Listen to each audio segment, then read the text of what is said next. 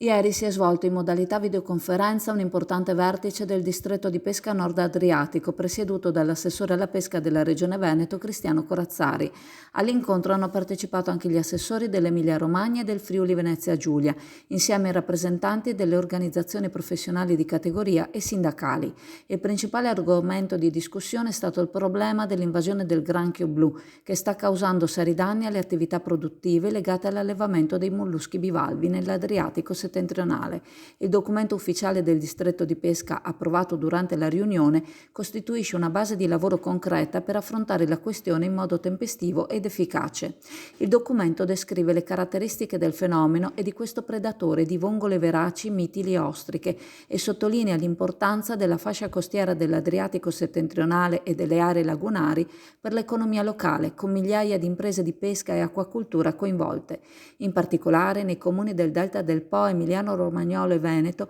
l'allevamento di vongole veraci, mitili e ostriche riveste un ruolo strategico. Il documento termina con una serie di richieste al Ministro dell'Agricoltura, della Sovranità Alimentare e delle Foreste, la convocazione urgente di un tavolo tecnico per adottare misure efficaci e concertate, l'accertamento delle condizioni per dichiarare lo stato di calamità, l'attuazione di un prelievo massimo di granchi blu con la partecipazione dei pescatori e la supervisione di un istituto scientifico, lo sviluppo di progetti biologici per individuare le migliori strategie di lotta biologica, la definizione di un piano nazionale per il controllo e la riduzione della specie aliena, l'introduzione di un meccanismo di autodifesa per gli acquacoltori simile a quello per gli agricoltori dai cinghiali e la promozione del consumo alimentare del granchio blu con l'istituzione di una filiera di trasformazione del prodotto.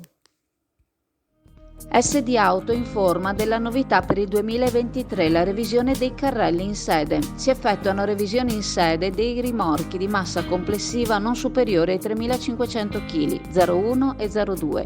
di carrelli per imbarcazioni, per moto, per auto, roulotte, trailer per il trasporto cavalli, carrelli tenda, carrelli trasporto animali e tutti i carrelli di massa complessiva non superiore ai 3.500 kg. Potete contattare SD Auto per qualsiasi informazione o chiarimento.